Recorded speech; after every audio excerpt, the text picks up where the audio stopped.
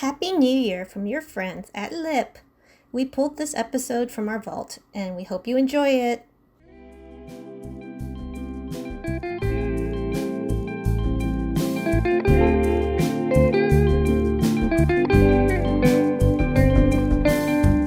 Hello, and welcome to Lipp, Ladies in Production podcast, where we talk about animation and VFX production through the female lens. On this week's episode, we have Ray, Mariel, Becca, Krystal, Norn, and then there's me, your host, Savanna. And today, we're talking about Men in the Workplace, Part 2.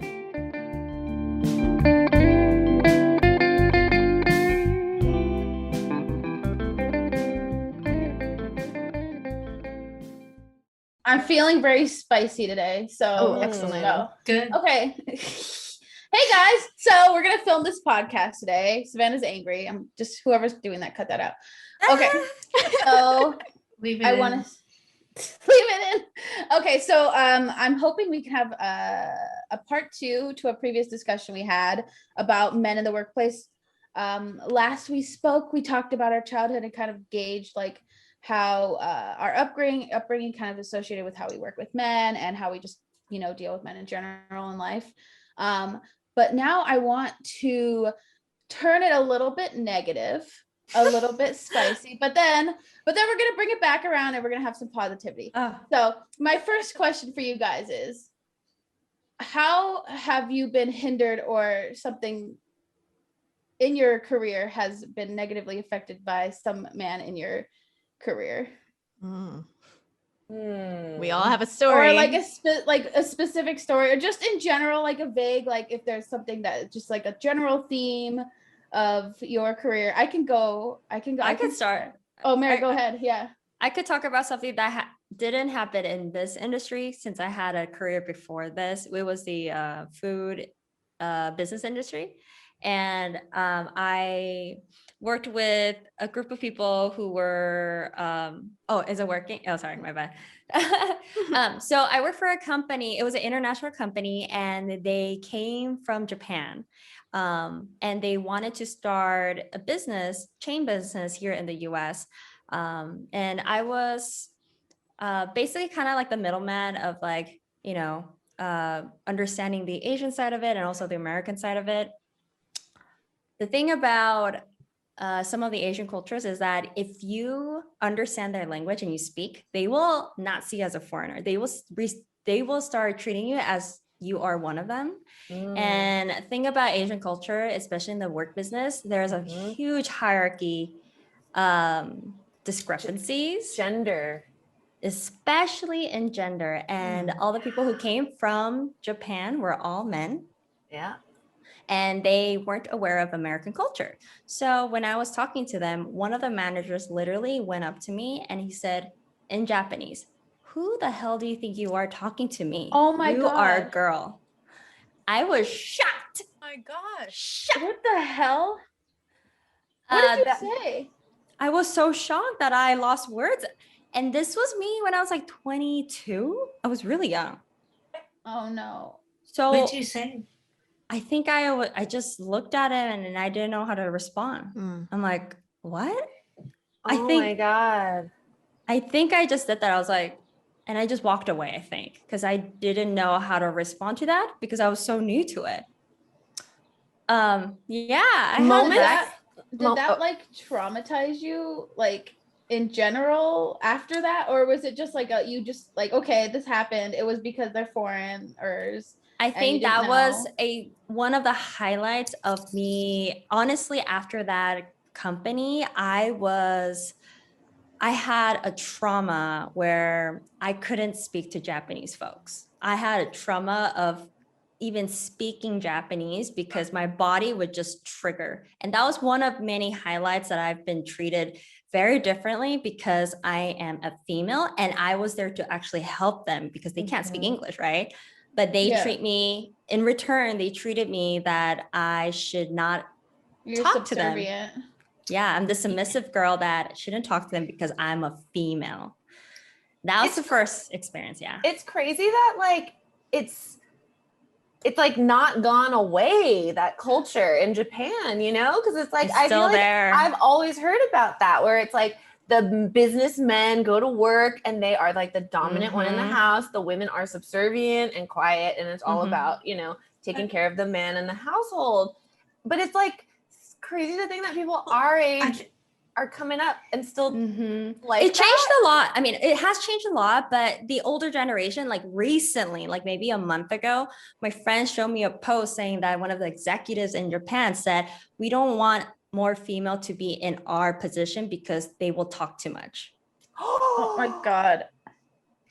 I feel like, I don't know, like, tell me if I'm wrong, Mariel. Yeah. I feel like there's two things happening.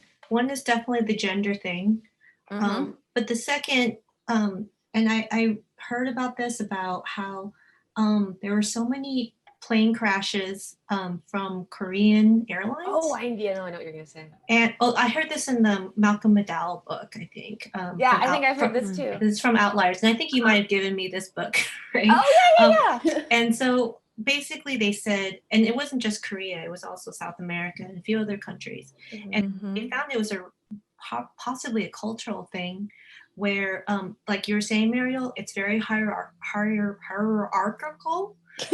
where there's like a top in command, and there's somebody below you, and somebody below that, and you are not allowed to question that person above you. So like there's this person in the plane going, we're going to crash. They don't even say it's co-pilots. Co-pilot's not even saying we're going to crash. They're kind of like really polite about it.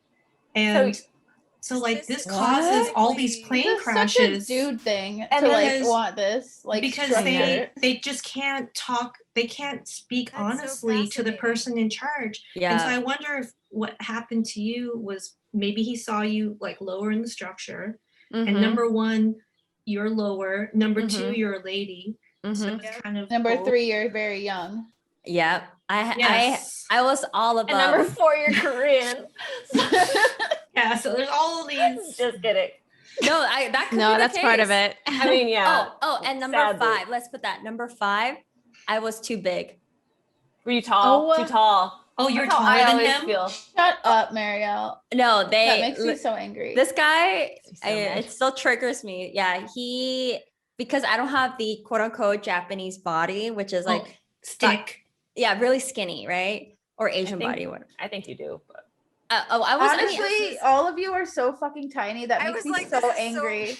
Bizarre, right? Like, Yeah, if we saw me, oh my God. Asians are way worse. Let Also me say bring we have another example. A very warped view of ours. Go on. Oh yeah, absolutely. Yeah. Yeah. I hated It's like bound feet. Yes. Oh yeah. It's like the same thing. I hated my calves for the longest time because all I saw in my Asian media is that having skinny legs, skinny calves is defined as beauty until I went to college and I got compliment. I'm like, why do you like Mariel, I was the opposite because I grew up in Glendale, and your calves were like the beauty standard. It was like girls. I always thought that the girls in the shorts that had really big thighs and big calves were beautiful.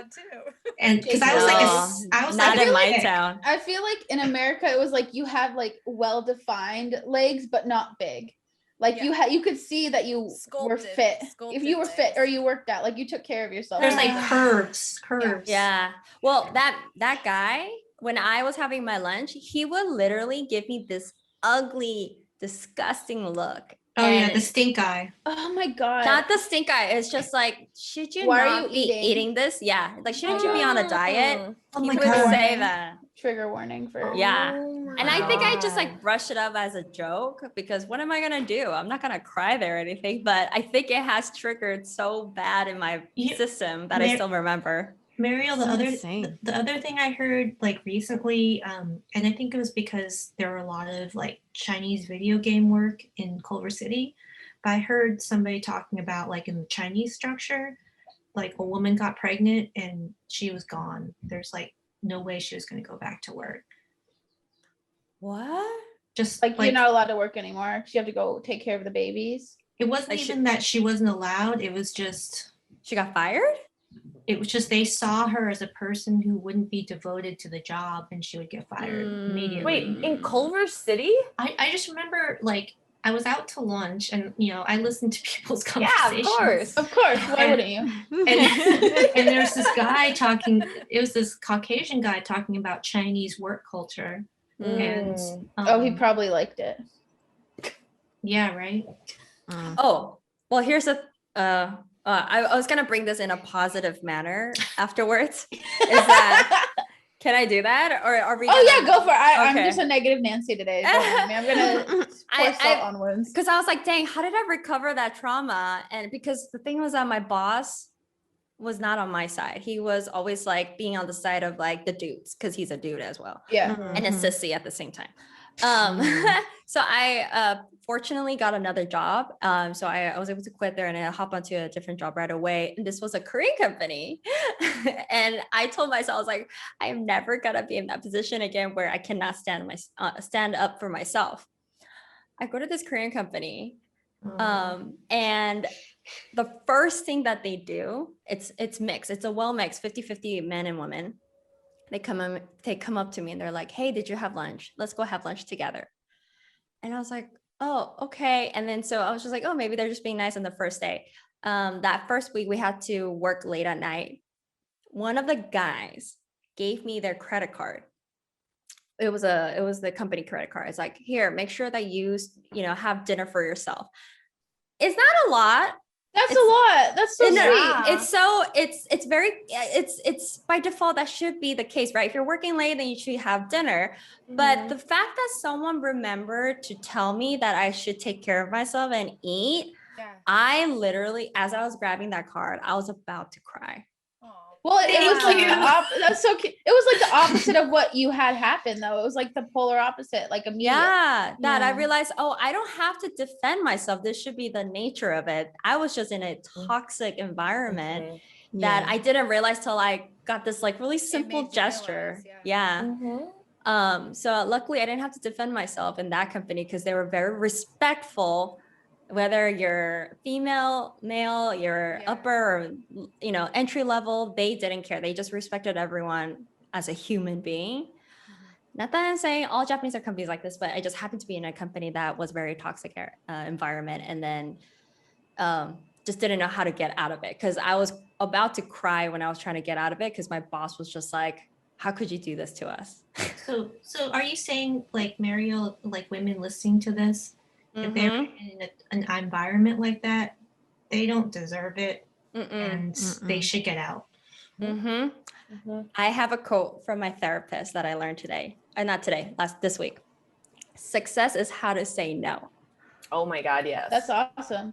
That's so true. It's so hard to say no. It is hard. And how to So yes, for those people out there, if you know that you're in that kind of environment, it is okay to quit and leave, because that is saving yourself, and it's okay because there's going to be so many better opportunities out there. I completely agree, because I've quit one job before, and it was like such a hard decision to finally come to, that it was like, I need to take care of myself, my mental health. I don't want to be crying every morning and every night. Like, you reach a limit, and it's just like, work shouldn't be like this, and work isn't like this.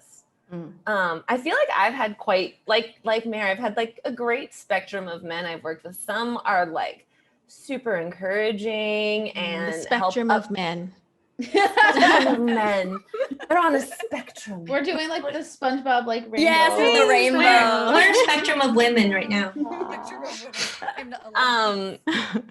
But it was funny. I hadn't actually thought about this until you mentioned it, Mare, but I did have kind of like those microaggressions. I remember we used to go to a Mexican place for lunch every Friday at one of my jobs. And I remember one of the guys would like make little side remarks when I would order like nachos or something. And he'd be like, no, a minute on the lips, forever on the hips. Like, he would always make these weird little comments, and I would just like roll my eyes or just ignore him. And would he say that to the men? He kind of teased the men in other ways, but he ended up being like, I realized he was kind of like my bully in the office, and you know, it got to the point where like sometimes he made me cry. And I remember one time talking to another supervisor kind of person who wasn't in my department about that person, and he was like, Ray, do you see him in the meetings with his foot bouncing in the air? Have you ever noticed that his heel is sticking out of the back of his shoe? He definitely puts lifts in his shoes. No. And I didn't know that was a thing. If a guy is wearing lifts in his shoes, he's got so many insecurities going on with himself. You can't care about anything he says to you. But that's such great advice. That is. I laughed so hard because he was like, it was so like, I was just like, that totally defines that person. Why he does that, it's not about me. Again, and this was a man who made that observation and told me just like, don't even listen. Don't let that guy get under your skin, because look at him. He's so consumed with himself and how he thinks he should be, you know? So that was like one of those things where it bugged me, but I didn't say anything. And okay, sorry, this was just another male memory that bounced off of that. I remember when I was in Texas working, these executives from the studio came to visit, and we were talking about something, and I remember I said something like about a microaggression, and one of the men at the table was like, microaggression, I don't believe in that word.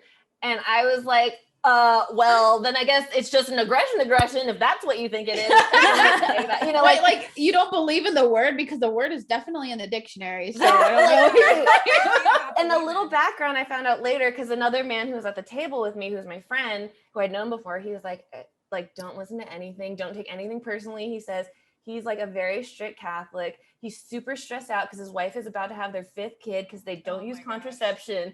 And he will just spout anything. I know. Isn't that awful? It's like hilarious. Oh, so you're saying he's like too emotional.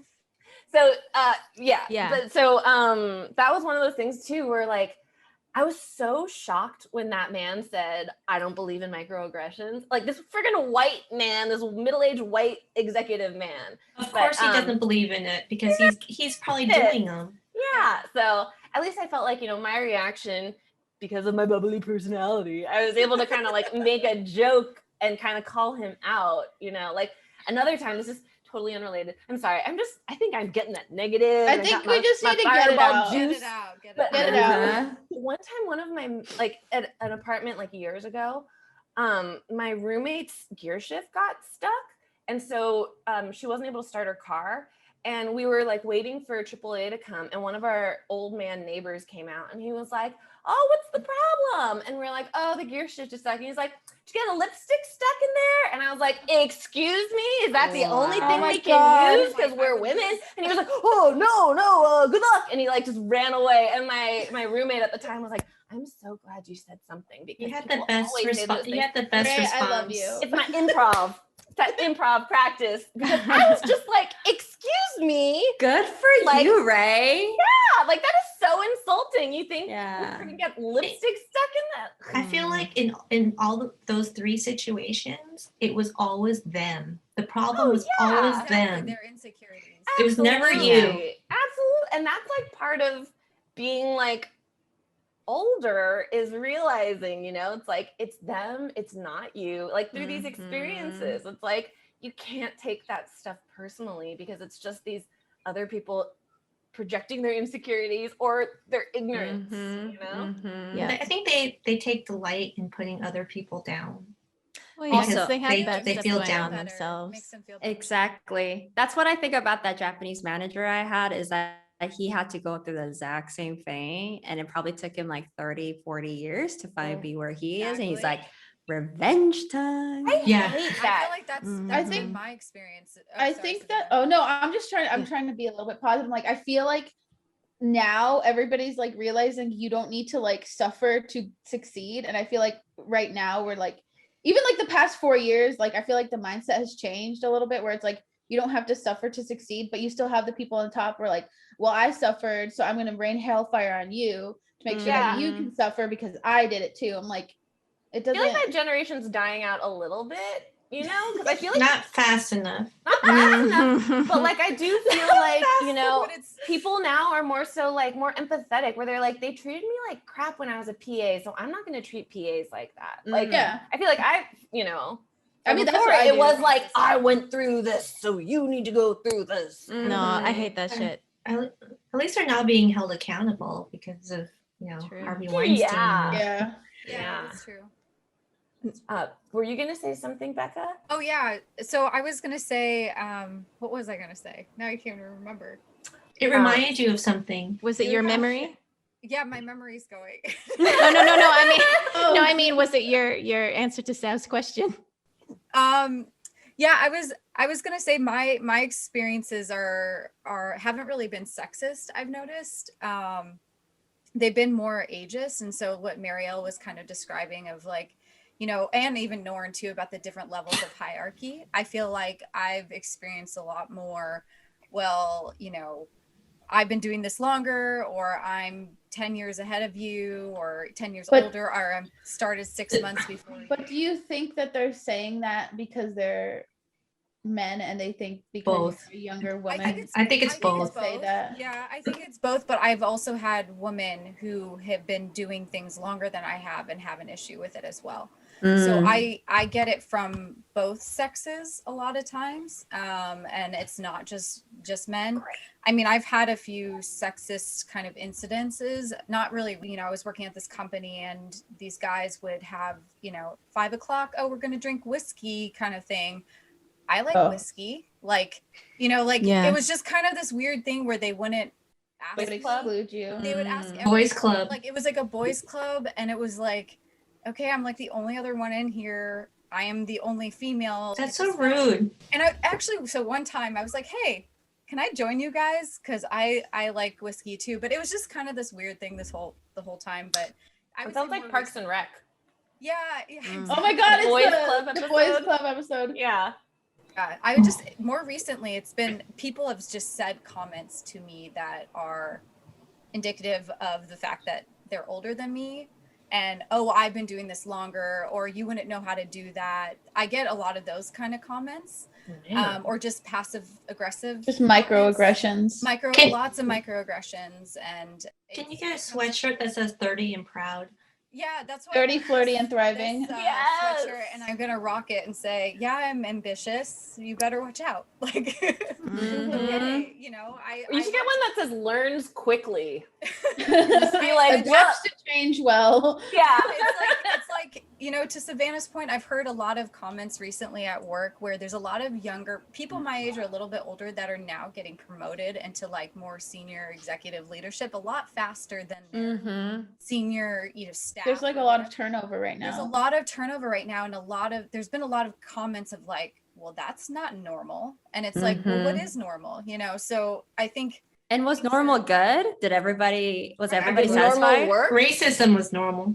Well, I have a side anecdote that kind of relates to that I think might gain some perspective.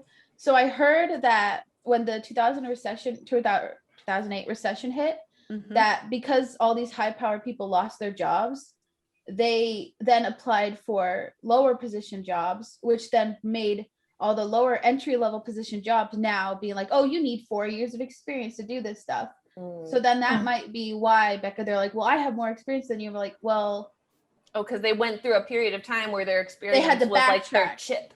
yeah, where they were Interesting. you have all these overqualified people for their job, and now the whole system is messed up. So in theory, this is a resetting of that situation that happened 10 years ago. That makes sense. Yeah. That's a cool fact. I don't know. That's a cool factoid. Well, I mean, like, honestly, like when I graduated college 6 years ago, I was like, why do I have to have 3 years of experience to be a freaking PA? Like, I don't understand. yeah.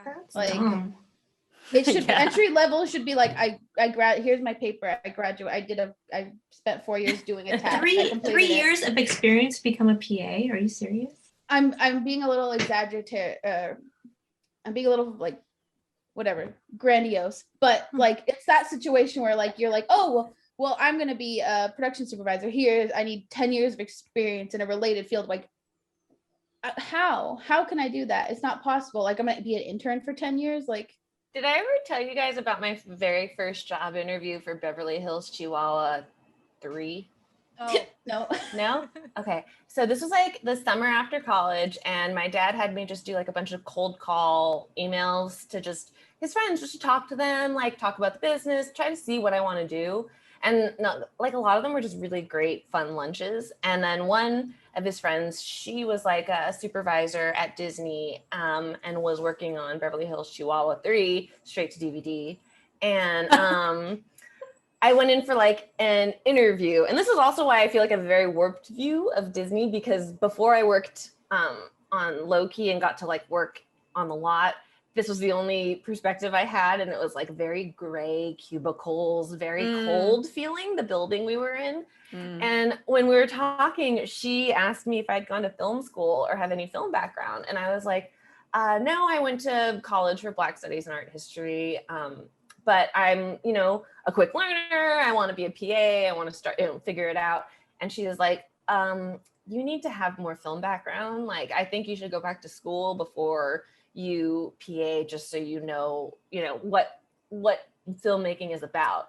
And I remember being like, okay, and I walked away, and I was so like, I'm not qualified to be a PA on Beverly Hills Chihuahua 3 straight to DVD. That's so Like, messed up.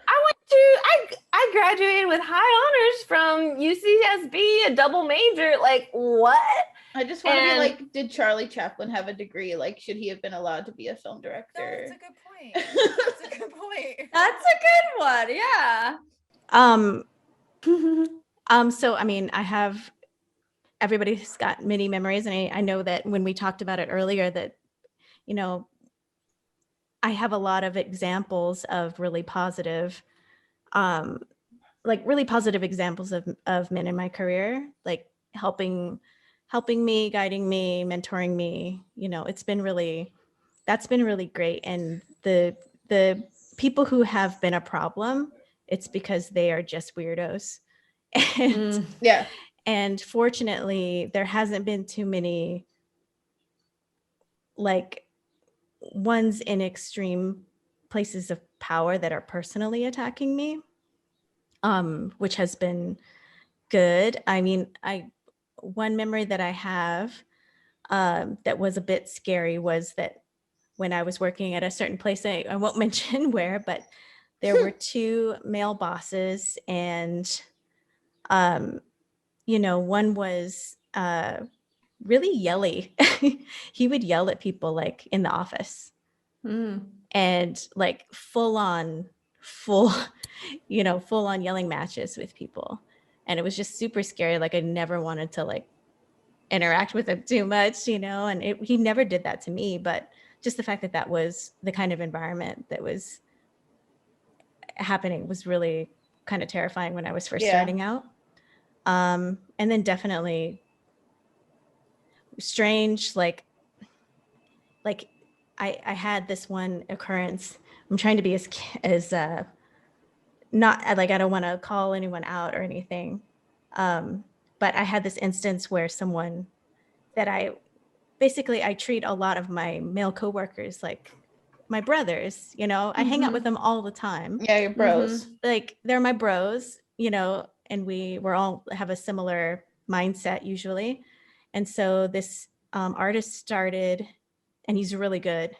And I was really excited to work with him because I thought like, oh man, we can like learn off each other and it's going to be really great. And he was, I think because I was so friendly and kind, he thought that I was interested in him romantically. But it was like, I didn't treat him any differently than anyone else. Again, it's him, not you. You're a woman. So well, one time he tried to hold my hand. Shut up.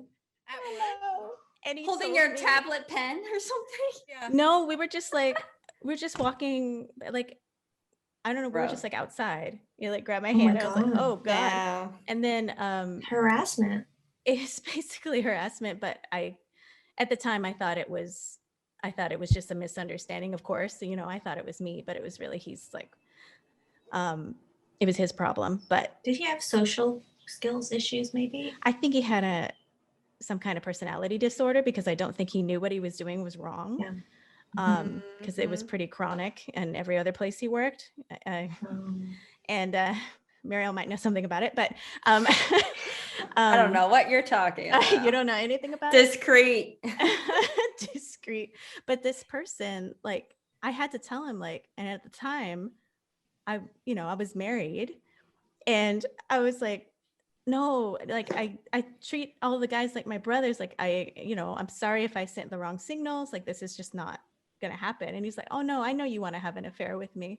What the fuck? Oh my God. The cojones. I know. It's like, all right, hard cut off. We're not hanging out anymore. Oh my God. Never again. I'm so sorry, Krystal. That's like Sexual horrible. harassment. It was Straight up sexual I was like, harassment. ew. And then, I just did not Ew. hang out with him anymore ever. Good.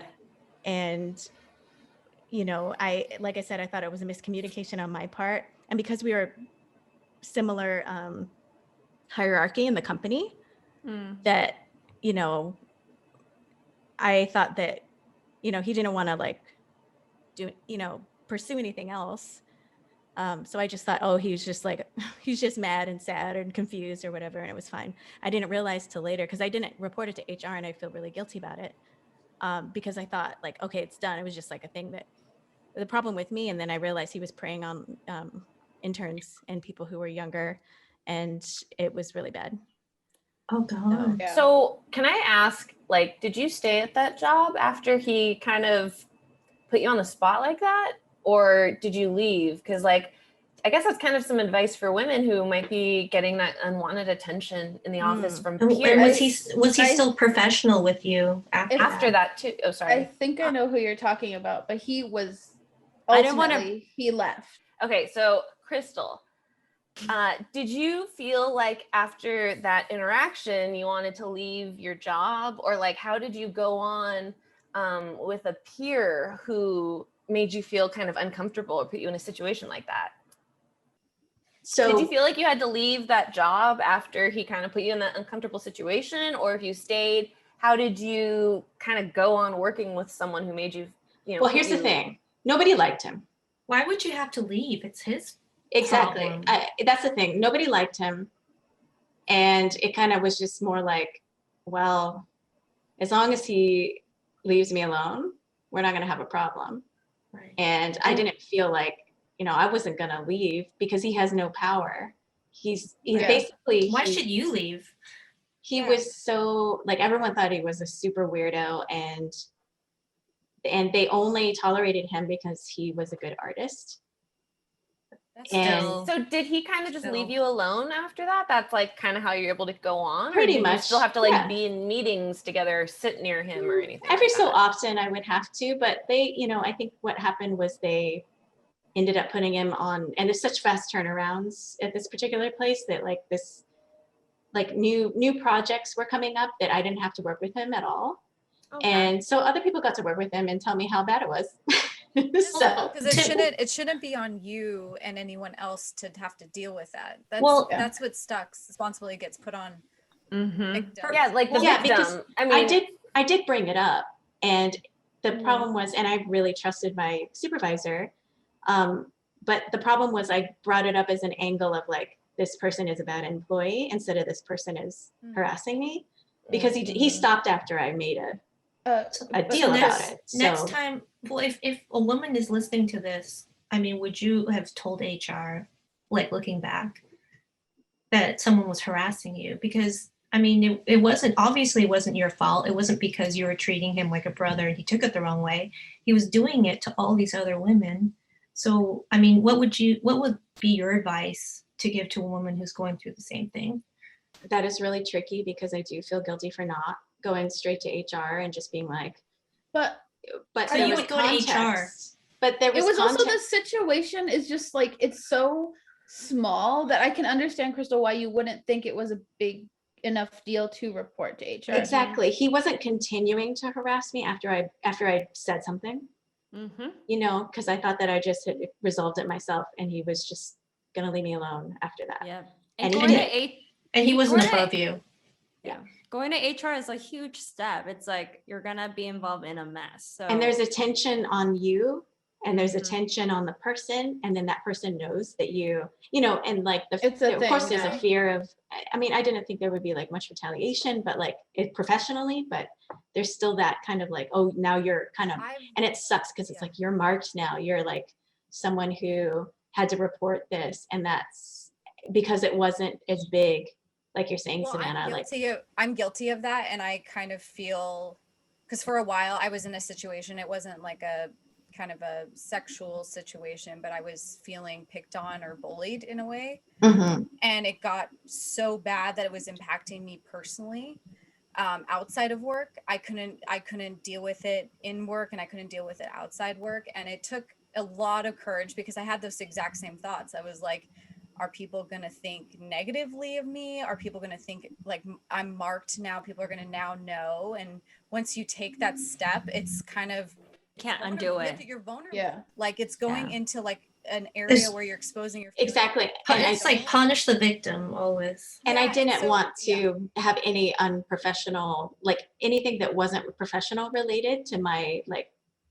But like the thing is, if you're professional, that's what I came to the conclusion, at least. If you're professional about it and you go in with a constructive approach, at least that's what I try to do. Not like, oh, this person's picking on me. Like, this is not fair. I went in like, this is an issue. It's impacting me mentally. It's impacting others as well. You went to HR with that, That Yeah. Becca. that person's not being professional. You know, like you're trying Yeah. to be professional Yeah. and they are not. Well, Yeah, Krystal, so it's oh. you kind of have to weigh the pros and cons, but Yeah. it isn't Yeah. easy. And I still Mhm. kind of think about it this day. Luckily, there was some resolution that happened out of it, and it eventually got better. But for a while, it was very, very uncomfortable. Can I ask before we let Krystal go, just like experience wise, like if it is a big deal to report to HR, are there other people that, you know, like your superiors that you could talk to about this where it's not quite so serious, but at least you can feel Yeah, like in the that's what- office? That's what you should do. And in this circumstance, I did, and I wasn't getting the results I wanted. So that Yeah. took you to the next level. Kind I of a thing? unfortunately had kind of a lot of things that got piled on where not good leadership, not good peers, and I felt alone, and I didn't have any kind of support from any direction, you know, at my discretion. But so that's at that point I was like, well, I don't want to leave this job. Yeah. This is something I'm enjoying, and I was like, well, I'll take it to the next level, because I tried so many different things. And I tried even changing myself. I tried, you know, changing things that I was doing. You know, you put the responsibility. Yeah. The blame on yourself. Well, that's Yeah. how we're raised. That's how women are raised to Well, take I on mean, the problems. There are some situations where if you change your attitude, or sometimes, because the only person you can change is you. Exactly. So Yeah. sometimes you do have to do that, I have to say. I mean, not that you're not blaming the victim or whatever, but if even that's 100%. not working, then you Yeah. know. Yeah. Exactly. And it So sounds a lot kind of like times for go ahead. Krystal, she had like a community of everyone agreed that this guy was a creep. So it was like, Well, they didn't know if about you- his creepiness. They just knew he was a terrible employee. Yeah. Well, Krystal was like the first victim. but were you able Yeah. to talk to, like, I guess because you didn't talk to HR, but you were able to talk to people at work about it? 'Cause I I didn't think tell them about that specifically until later because I thought that was just between us. And he stopped, you know, so I Yeah. thought I had resolved it myself. So that's why I did Okay. not Right. continue to. Yeah. It didn't expose to others. It didn't affect them. As far as you were aware. one-time deal. As Yeah, far as I done. was You didn't aware. know. But then later when I found out afterwards, I was shocked and appalled and felt very guilty because I wasn't, other women who were less, you know, Confident down or the seen ladder. Yeah, exactly. Were being But affected by it. But you did the best in your judgment in that circumstance. Yeah. So I feel like you can't really feel Yeah. bad But about that. Krystal, you mentioned that you spoke to your supervisor kind of in a different way about it, and that they didn't specifically do anything. Is there anything that that person as a male ally could have done to help you in that situation? Well, that's a great question because at the time, I think, you know, if you're a supervisor, it is really hard and you do you want to give people the benefit of a doubt, and you want to make sure you're doing everything right. I don't think he was making a bad decision, but at the same time, I think that he wasn't entirely aware of it. And only when he had to supervise him himself did he even understand what I was talking about, what a bad employee he was. And then he got mad. So it was kind of like only after he experienced it. Was there anything, I mean, because we obviously weren't there and we don't know what you guys spoke about, but was there anything that he could have done in that situation to have, because I honestly feel like that women aren't going to be the people who have to check men in this situation. Like, it's not going to happen. Like I've heard and I've experienced this where if a dude will check another dude, it stops. And I know that's fucked up, but it's a male problem. It's not a woman problem. Like, men need to fix themselves and like talk to each other. Like, is there anything that would have happened? He did bring us together to try to resolve it. Ew. Just the three of you guys? But like I said, that's not a good idea. But like I said, it wasn't. Too, and it was terrible. He didn't know. He didn't know about the situation. He didn't know about the sexual harassment. He just knew about, hey, we're having a problem. I'm having a problem managing this person. And I was just like, look, I can't. And I hadn't had a problem with any other people, but this particular individual I was having a problem with. And I think the thing to basically make sure that both of us were happy was to basically say, hey, you guys,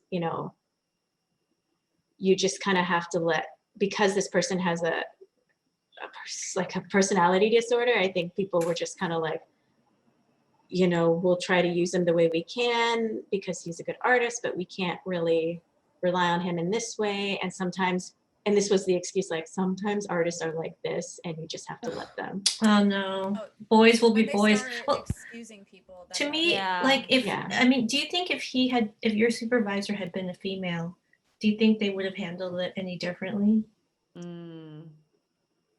Probably. Well, it depends too on how much I disclose.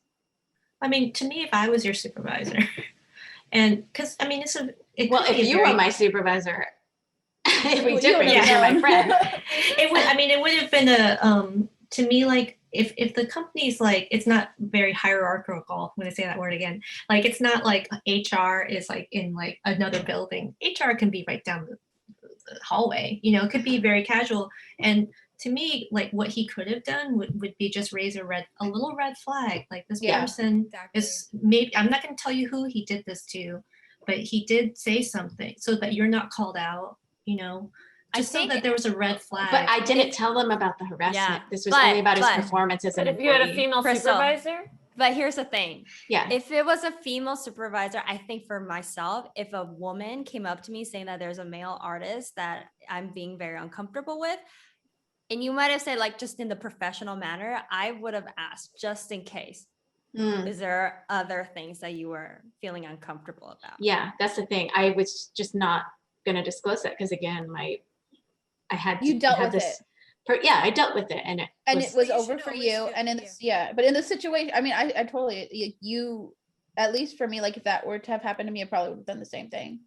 Like, me too. Because I have to move on and get my job done. If you resolved it yourself and you felt like you took care of it, then there's no reason to continue. Absolutely. Like, for my situation, I tried talking to an individual continuously, and then I tried talking to my supervisor continuously, and nothing happened. And so at that point, you kind of feel like, what am I going to have to do to have any kind of change, with this? So that's unfortunately when I was like, I can't do anything else. I felt like my hands were tied, and luckily I did have additional leadership above that actually went to HR and was very open-minded and also just heard me out. So, like, to answer Savanna's question about, like, what would you advise an ally in the future? Like, what could you tell other men to be better allies? Because a lot of times, and women, because men, it's not that they don't want to be allies. A lot of times they just don't know how to be allies. Yep. And so I think one of the biggest things is just making sure that your friend or whatever coworker is heard. Like, just straight out of the box, like, make sure that person is heard and acknowledge that they're upset. or something's bothering them. I think a lot of times people just dismiss your concerns or excuses, like come up with like I think Ray was saying, like, oh, there's this problem, or they're an artist, or Krystal was saying it, but like they come up with excuses. As long as they're acknowledging you, then I feel like that's a step. Do you want to say something positive, Krystal? I mean, That's like a whole episode. Krystal has amazing. Yeah, I think the third part of the series is being positive. I wanted to get the ally question, like what they could have done to help from you, and then like what your situation was. This is more of a constructive learning experience. Right. I mean, a positive. I mean, we could just do. I mean, there's so many quick positives. Yeah, just one positive. That would be fun. There's so many. I mean, like I usually have a great time with my male coworkers because they're all doing this. They're interested in the same stuff that I'm interested in. They're usually, willing to help and teach you and talk about things and talk things over. Usually very, just because they want to train you because they also want you to do a good job so they don't have to redo it. So it's all in everyone's best interest to just be on a team. So usually I have good experiences with male coworkers, and sometimes they become lifelong friends often. So it's, that those relationships will happen and in this industry with so many, and it's getting better with the 50-50 split eventually gender wise, but right now it's still overwhelmingly male. Those men want to be allies, I think, and they just need help because they're just busy too, and then with everything else on top, they're just trying to learn. So I guess just everyone needs to do their best, and if you are a male ally listening to this, you should make it part of your awareness in the office to make sure that you're also calling out other men if there's a problem, or don't tolerate toxic behavior, because I know that many of them don't care about it. They don't want to be a part of it. So they just don't say anything, and they're kind of complicit. Well, they don't want to be awkward. They don't want to get involved in the situation. Yeah, they don't want it to be. They don't want to be dragged in them, or they don't want to join the pigsty, or what. I don't know what I'm trying to say. I mean, but that's the reason why, like, there's still. Well, okay, I won't get on my soapbox. Go ahead, Krystal. You can. I mean, no, I was like, no, just being complicit and not saying anything is the same as being sexist or as being 100%. Complicit in the behavior. It's not acceptable to me now that you don't say anything. If you're in a situation where a bunch of men are together and they're like, I don't know, being sexist jerks or talking, about a woman in a, it's just. You gotta still be responsible, and not only with gender stuff, but racist stuff. And I just like saying, "Oh wow, that's embarrassing that you said that." That's amazing, Savanna. That is the best. That's a good. It's good sad for you. It's good to have those comments ready, because a lot of times you're so shocked you don't know what to say. Yeah, exactly. Exactly. Just, I mean, on a positive note, just.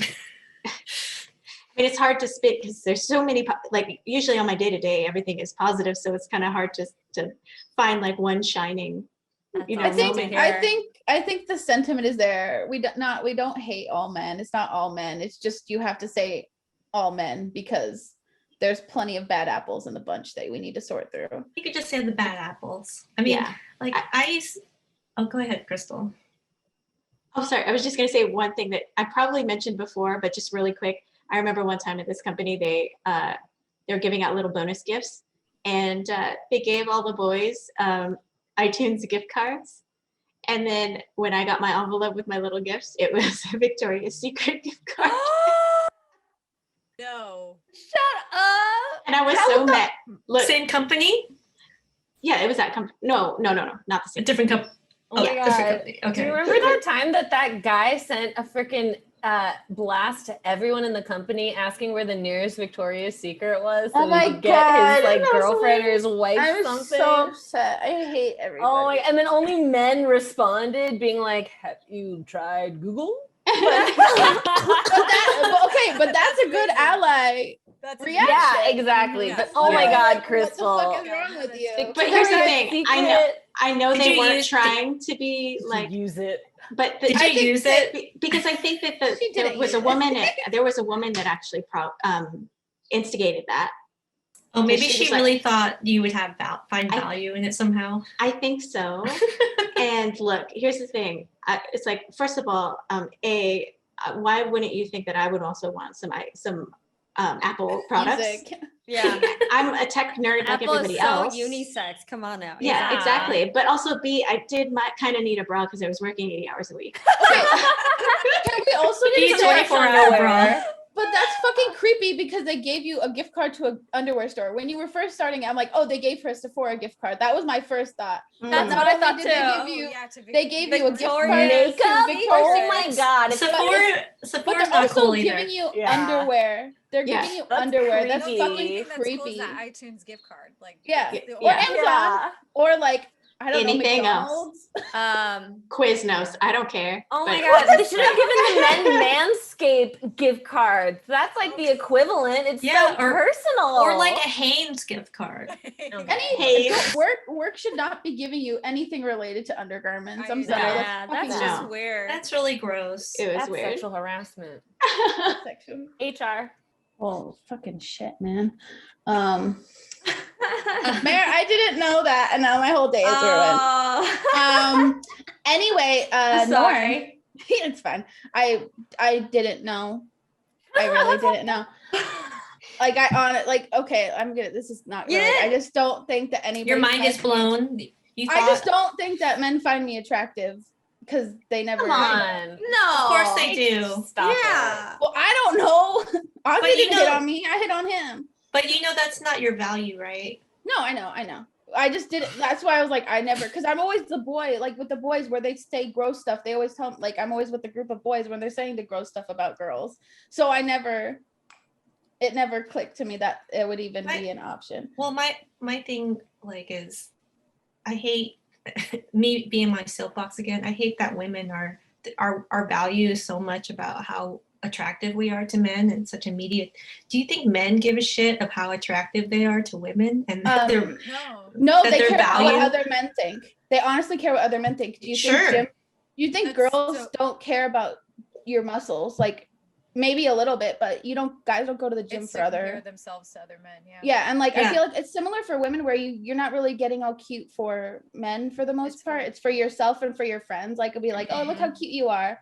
Well, the But I don't- shoe inserts were because that person wanted to feel taller compared to That's the true. Yeah. By the way, That's that true. shoe insert is a common thing in Korea. Oh, really? Very see common. that. I bought a few for myself.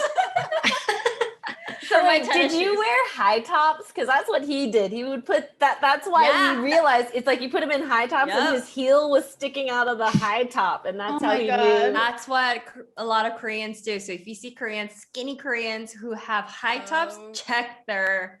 Their where- You know, soles. Mariel, I want to say, when you're talking earlier about not feeling like you were like the ideal Asian Uh-huh. woman, I am so shocked to hear that because I would never think that of you. Where I feel like that was like my body image issues because I had like tons of 5 foot and under 100-pound friends, so I always felt like the big one. Under you know? 100? I are like, what? Like 100 Honestly, and under. honestly, Yeah. I don't understand. Like I really truly don't understand how like your organs can fit in a body that small. Like I truly just don't understand. But I had these teeny tiny friends, and I remember after Oh. college, in college I had like friends mainly white and mainly white and maybe some Asian and mixture, like some Black, some Latino, but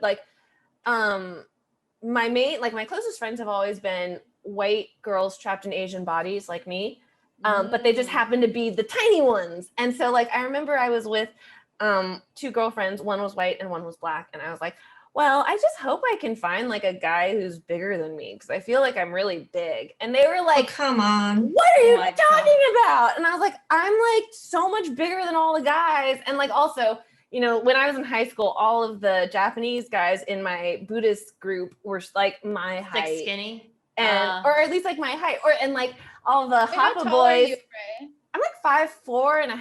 Oh my god, 5'5". okay. You're Yeah, so tiny. but like, and then also like the guys in high school would make fun of how big my hands were, how big my feet were, how you You're know, like just I jealous. always felt like a giant. Ooh, whoa, what's going on? I always felt like a giant, and like it's just interesting hearing you say that Yeah. too, like in the workplace as an Well, adult. I don't yeah, want to as go to an Japan.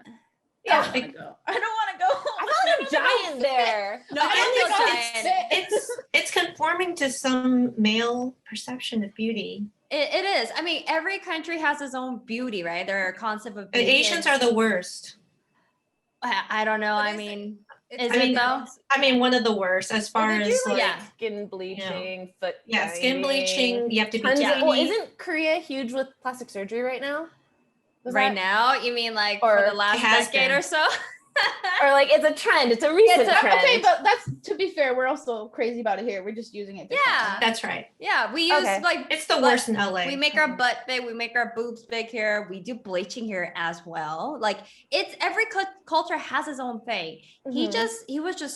It was just shocking. You're right to hear that when as an adult, like It's so it- blunt. It was so direct, Yeah. and I think if someone was a little bit more slick with it, you would have not even like really been phased. honestly, if I were in my position right now, I might have punched him. You know what? Maybe it was a gift because it could have been like very subtle, and you thought you were crazy, but that he told you, then you knew for sure you had It to was get out of there. Yeah, that's no, true. absolutely. I feel pity for him in a way because Totally. Someone who like is very critical of every man in my life, I do really feel for them, and I understand how hard it is because they don't feel like they can be open about how they're feeling.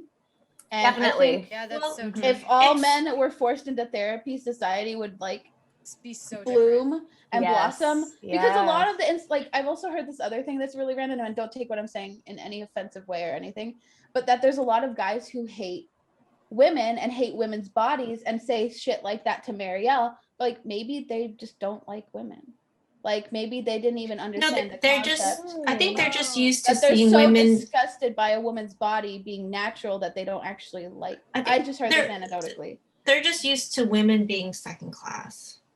It's not Or that they're they just don't like. enjoying the pleasure of being top on the. here's the thing. Yeah, it makes of them feel having, like like, they feel male less than- privilege. Yeah, they feel less. Not than only compared he to had other the ma- players. Not only he had the male privilege, but he doesn't see us as a human. He was seeing us as an object. True. That's where Oh my it's god. like, yeah, Well, I think that's where I feel pity for him. It's like Isn't you are a isn't very that, like, lonely man.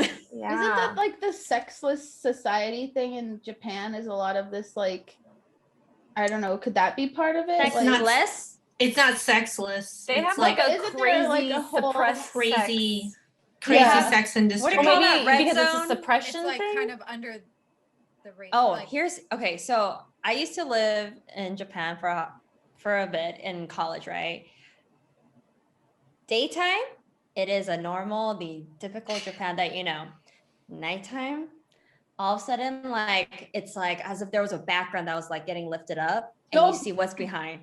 The veil. Where did you live in Japan? So I lived in Kyoto, which is the Uh-huh. historical county. Yeah. That one is nothing compared to like Tokyo. Tokyo. oh, dear, Yeah. Well, crazy. because it's such a repressed, Society, sexually yeah. repressed society. I was watching like a documentary where they went over like the sexless marriages or situations in Japan. So I'm Oh, they have those here too. Yeah. Oh, Like- so you know where Yeah. like it's interesting you're bringing that up because Savanna, have you ever seen Ellen Page or before Elliot Page, but before he was Elliot, it was Ellen Page. Oh my god. They had I'm so sorry. okay. They had a travel show, and I think it was called Gay America or something. It was on Vice or something. Yeah, they had a Vice travel show, and they went to Japan, and it was kind of like what it's like to be gay in Japan, and a lot of what they talked about was like this underground Yeah. sex culture that is because of all the repression. So I think Yeah. I find it pretty interesting. The I more would- repressed they are, the more The it worse. happens. The Yeah. crazier freakier. it is. Yeah, the underground stuff goes wild. They have to get it Oh, all. I don't even want to think about that with that manager. Oh, But Norn, do you want to tell your story? Yeah. soapbox. yeah. My soapbox. Well, you know, it's funny because I used to be the opposite of Krystal. There was a time where I didn't want to talk to any men. I didn't want to be friends with them. I only wanted to be friends with women. And I think it was around the time when we were all together and I discovered how wonderful women were. And it was very, just for a time in my life, I only wanted to hang out with women. I just thought women were more interesting, period. Yeah. Before then, like what was the percentage of women to men at the workplace? It was a huge male to female. I mean, before that, all of my friends were men. And that was fine. I didn't really think about it because when I was in high school, all the girls turned against me, so I didn't like the girls anyways. And then I had all these male friends at this company. And then for a while after I was married and had a kid, I just wanted to be friends with women for a really long time. Yeah. And then I found that I like men again as friends. It's happening very, very slowly, but I'm trying to open up and find merit in male friendships. And I did have a negative male thing that happened in answer to your question, Savanna. There's this one time when I was in a room with kind of a client type of person who was a guy, and it was me and another male creative director, and we were equals on this job. And I noticed that this client always looked at the male, never looked at me to ask a question. Always when he asked a question, he looked at the other male, and I was like trying to get in his line of vision because I was like, I know the answer to this, and I would just answer like I wasn't having it, and I thought that this person, this client, and the other thing too is that you can quickly judge people. Like maybe I thought he was sexist, and then I realized maybe later, as I got to know him, it turned out that we had sons who are the same age, and they're both named Max, and we found this common ground as parents. Now he's such a great guy, friend. He's such a great male friend to me. So the other thing was kind of finding those connections with, and maybe his initial, or maybe he just knew that creative director better than me. I don't really know, but at the time I just assumed it was sexism. It's like what you I mean, were it could earlier. be. Oh. Yeah, it could have been. But as people get to know each other and then you prove yourself, I mean, maybe you shouldn't have to from the get-go. I feel like I always have to prove myself, whereas maybe with the tall white males, they're automatically given this authority. So I wonder if he was trying, he didn't feel like he had anything in common with you, but he had in common with something with the other man. And then once you guys found a commonality, he felt less uncomfortable, maybe. Maybe he's intimidated by strong, badass women. Norn is very intimidating. Well, I definitely wanted to get in the line of vision because I was not having it. You just imagine you like a little meerkat, like just running around. I was like in my head, I was thinking, this is bullshit. This is bullshit. Well, you're gonna look at me.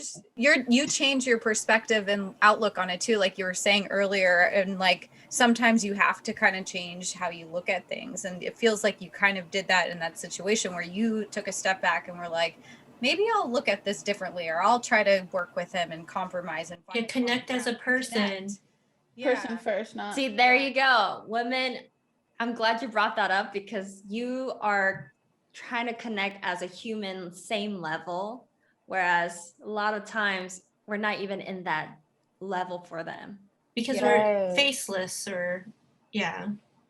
So I'm so proud of you doing that too. Yeah, no, that's amazing. Yeah. But Norn, I will give two stories and I will relate one to one you were saying about clients. So I had a client where I had my previous producer left, so I was elevated to like a producer role, like 26 kid working with all these older men. Because of And your work ethic, by the way. because I'm a So- fucking badass. exactly. I will second that. I +1 for me too. You're a Safsler. Safsler. But I'm wearing a shirt that says Safsler. It's funny. It'll be on the gram. But Yeah. I noticed that every time I did something that the client didn't like, he would spell my name wrong in the emails. He would add an extra H. Every time I sent him an email that he didn't like, he would respond Savanna with an H. I do that Every sometimes to time- you too, though, Savanna. No, but this was very calculated because every time I would send him something positive or something good, I would not have the H. But like, oh, there's an overage, or we're not going to send this on time, I would get the H at the end. Microaggression. Fuck. It was like these little microaggressions. I'm like, I'm sure that wasn't sexist at all, but it was just No. like fucking rude in general. Like, why would you even do that? And like, I'm also like not the person who's like super sensitive about people misspelling my name because I have a crazy. This first was a name. client, you said? Yes, Who it was did a this? client. Yeah, It he's was a older, man, like a guy. 50-year-old white dude. Yeah, Oh and my like, I mean, gosh. I can get why they were hesitant leaving a giant project in the hands of a young woman or just a young person in general. There was a producer there who was just as young as you were. I guess. I don't know. I'm just trying to be devil's advocate here. But my other story, which is the one that pisses me off the most, was we had a director that I'm always a person who will like work with people. Like I usually try to like mold my approach of talking to people based on like Good. how they are, because it just is Mhm. good for me. And like I'm not That's good work skills to learn. but like I know how to read people really well. Like I'll just work with them however they want. And I was always just like, I would always make jokes with them. I would always like crack things. Like we had a good relationship working. I mean, he was creepy. I didn't really like working with him, but I never like showed. I hate to say I know who you're talking about, but go ahead. And I also have like mental illness, and I didn't think anything of the whole situation. And I'm now realizing there was a situation that I was. Savannah doesn't have mental illness, by the way. I do literally though. But it's fine. We all do. But we had a situation where I told this person, no, we can't do this. And they literally just screamed at me. And like, I was just like flabbergasted. Like they just went off on me, like saying, you did this. You're the reason this project is going to suck. Like you're the reason this is all happening. Like all this shit. And I'm like literally like 23 or 24 in a room with like two like middle-aged white dudes. One of them's yelling at me. The other one's sitting in the corner, not doing anything. So And I was so mad. did you But I realize it was that guy's problem and it wasn't yours? I mean, I knew I didn't do shit. I didn't do anything wrong. I was more mad at the person who didn't say anything than I was Yeah. at the person yelling at me. Because Mhm. if someone did that to someone in front of me, even if it was regardless of gender or anything, I would not have let someone yell at a person in front of me. And Yeah. the power dynamics It's not were professional. so off. And like I literally was just sitting there like, what the fuck just happened? And this guy didn't say anything. And like in my heart of hearts, I wish that guy would say, hey, dude, can you knock it off? Like, or can we talk about this later? Like, this isn't something that I was a coordinator and this is a director yelling at me. Like he should be speaking to the producer about this situation. Yeah, what I was happened? literally, What happened at the, like, how was it resolved? Or there was no resolution. he just yelled at you and you took it and that was it? Well, I didn't know what to do. I was like this was like, I Right. was literally I like, don't mean you took it. I mean, oh no. I'm just reliving the whole situation, how flustered I was. Because at the end, like I am not the person who doesn't defend myself, but there's certain situations where you're at work, you're a lot younger, the you're power shocked, dynamic is and you're off, shocked. you're shocked, and you don't know what to do. And that's when you think someone else would say something. And Well, They're just they don't. watching it. You That's can't so bad. depend on somebody. But because I will say, yeah. I had a fight with this person too, who you're talking about. Yeah, and then I had another fight with this person later on. You're I had another situation where this guy, because that one I didn't actually cry because I was like, this is literally like nothing resolving to me. But the second time this guy did it to me, it was on my birthday. I had a big, huge family problem at the same time. And this guy just flipped out on me. And I literally I was like, okay, fine. I was shaking. I'm like, I'm not going to do it. I'm not going to react. So I went upstairs, sat at my desk. Mary saw me and she's like, what the fuck is wrong with you? And I started just bawling. I was just crying everywhere. And Mariel was like, what happened? And then she ran and told someone. And the next thing I know, one of our VFX supervisors, amazing dude, came and he's like, what did this person tell you? And he literally first of all, I love you. Thank you for saying something because I don't think I would have. because of the situation is so awkward. What I saw was that she came up, but usually she comes up and like I'm ready to talk to her, right? Because like we were working on the same project, and usually she reported the updates to me. But then I saw her and she looked different, so I was like, huh? I was totally shut down. I don't think I was I think you were just quiet, like you were a whole different person. So I was like, hey, is everything okay? And then I think I triggered it. It has to be pretty huge for you to be and upset. that was I mean, I cry a lot, but not like no, that was stuff. That was fucked up. Let's just say that. But I will say that I had an amazing ally of someone who came and they took me in the room. They asked me what happened, and then they went and talked to that man. Mm-hmm. And after that guy came and he apologized to me, and we didn't have a problem afterwards. Oh, good.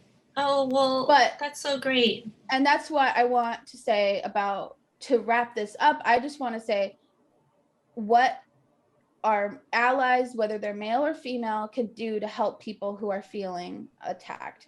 Because at the end of the day, we all have to, like, if Mare hadn't come up to me and said something, I probably would have just gone home, cried, and then come back to work the next day and pretended like nothing happened. It's our responsibility as people who are more senior or who just have had more experience to help out people like you in that particular situation. I'm sure you would do the same for someone now. Oh yeah, no questions asked, I would say something. If the person is okay with me, obviously. Like, if someone comes to you in confidence, like, I don't want you to say anything, I'm taking care of it on my own, I'm not going to go and report it. But if they had already done it, I think go ahead, Becca. Oh, I was just going to say, I have like a mentee at work. There's like a mentor-mentee situation, and it's been really fascinating for me because I went through something similar that Savanna's describing, that really, I had never been so emotional because of a work thing before. It was just like completely broke me down. And I learned a lot, and I learned how to handle myself in situations. But now that I have a mentee-mentor relationship, it's really fascinating to give someone that advice of like, oh, I'm going through this situation now. How do I speak up for something when someone cuts me off in a meeting? Or like, how do I stand up for myself? And it's been really interesting to be on the other side and being like, oh yeah, now I've actually been through this. And like, I think, like, to Norn's point, we owe it to the new generation or younger people coming in to give them that advice of, yeah, everyone, goes through kind of these terrible situations, but you kind of come out stronger on the other side.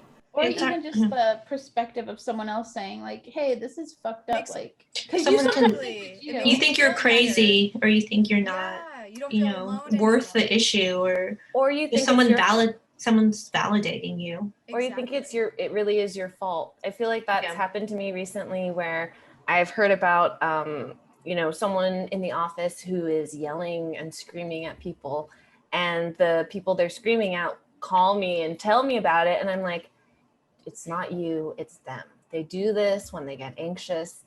Like, let it go take a walk. Just know that's just that person's personality and how they unleash. And also tell our supervisor or tell someone. Not okay. Because it's not okay. And what's great is like that person, the yeller, had to come and apologize, because it's absolutely inappropriate. When the supervisor heard, they were just like, that behavior cannot be tolerated. We can't do that. And it's also one of those things where it's like, when someone yells at a PA, it's kind of like when someone yells to a coordinator, it's like, they did nothing. It's a power. It's a power. It's something you don't have. It like, you're literally it's shooting the messenger. Yeah. Well, they're taking out their anger on you. On it's anyone not fair. They can. It's like a whipping boy almost. Totally. Yeah. So like that's.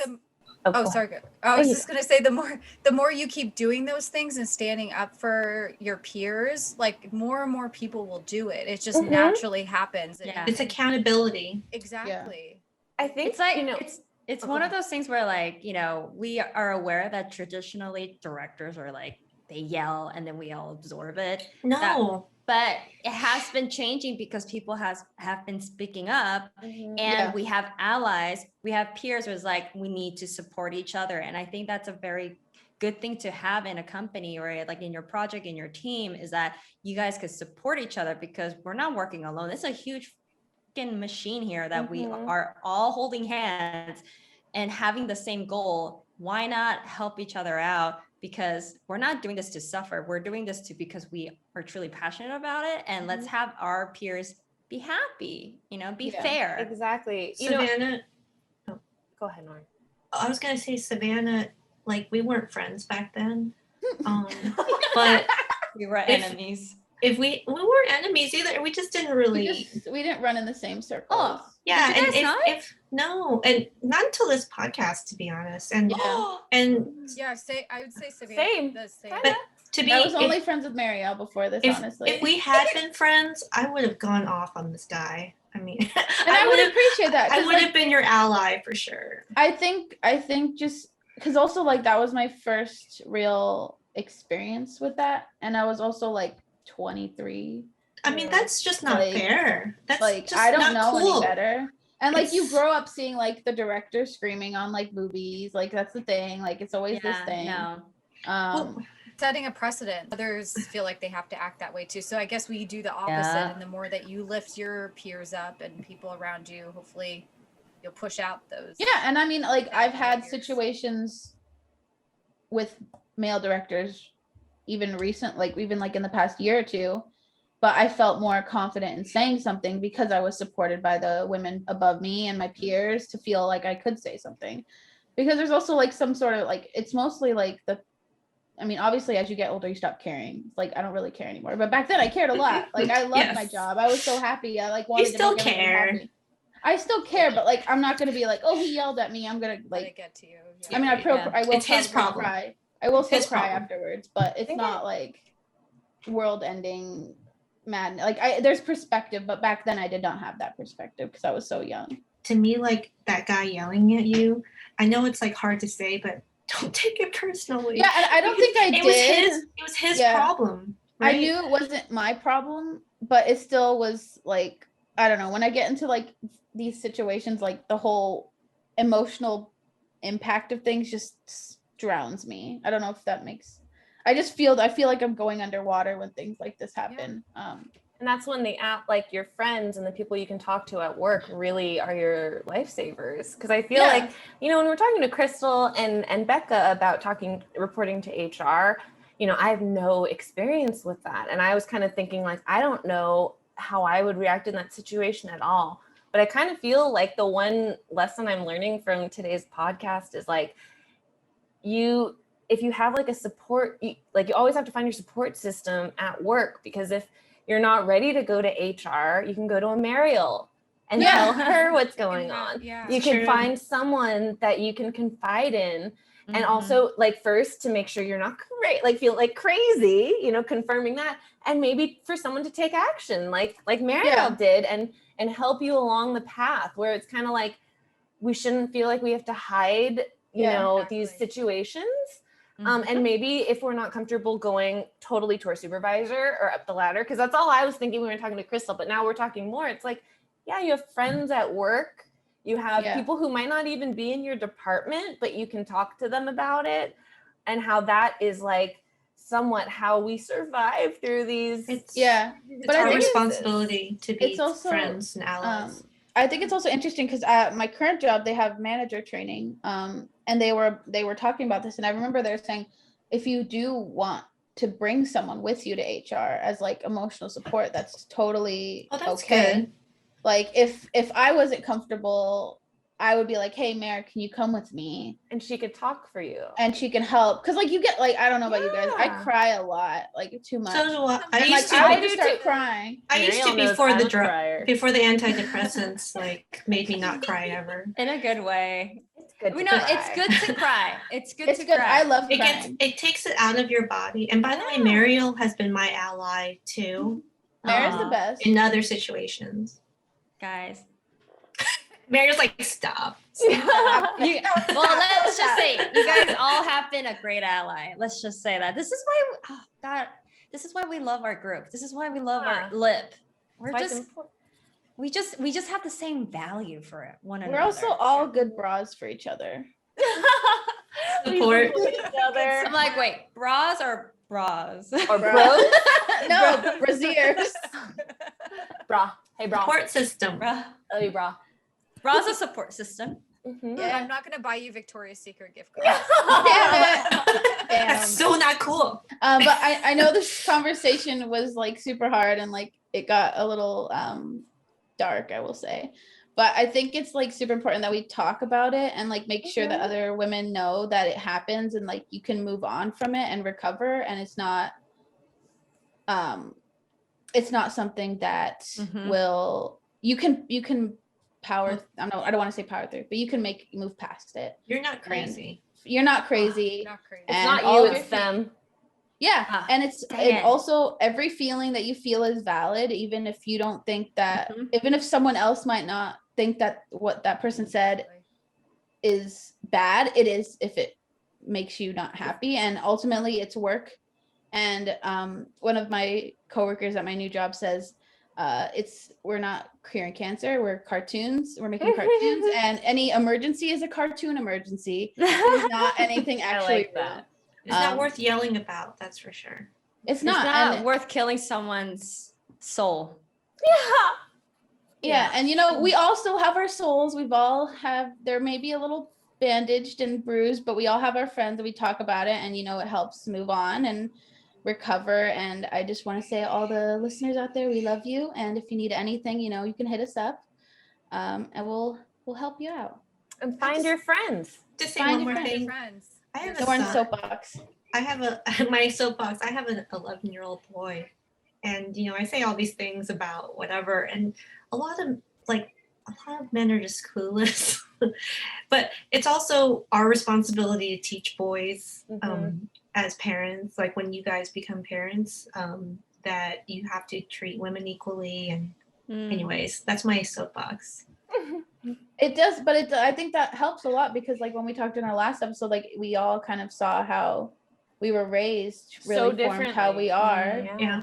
and how we react to things. And I think like a lot of men or a lot of boy parents, I'll air quote that, should learn to Well, the whole boys will be stricken from the vernacular. oh my God, I feel can I just like be bleached out? Yeah, no, it's true. And you know, my son sees me go to work and he sees me as that more powerful person, and I have to tell him, you know, once he gets interested in sex and all that good stuff, to treat women with respect. And it's my responsibility to do that, and not let him be influenced by the media or anything else. So I think it's it's a societal thing, but it starts at home. I'm gonna say that personally, like I've been very fortunate at work, especially in this industry, after coming from that kind of experience, that our generation, like the current generation, majority, not all, but majority of them, I feel like has been on the same boat as us, where they're learning to respect women. And so I've encountered a lot of male coworkers who've been so nice and so respectful, supportive. So supportive too. When situations like something like that has happened, like male coworkers are there to defend me, and I really appreciate that. And there's hope. There is hope. I see male coworkers actually changing their behavior, like they catch themselves now, which is they better really incredible, and no one actually even has to tell them. They just, it's a little uncomfortable, and then they're like, okay, next time, you know, move on. So it's good. Refreshing to see. We're lucky to be working now as these changes are happening. Let's just keep harboring positive changes and allyship and all the good stuff. Yeah. Well, thanks everyone for listening, and Lipp out. Bye. By the way, Max loves the theme song so much. I know. Can you play a version for us too? You can email us at ladiesinprodpodcast@gmail.com with your questions. Follow us on Instagram at ladiesinprodpodcast to learn more about us. And please subscribe and share our episodes. Thanks for listening. Lips out.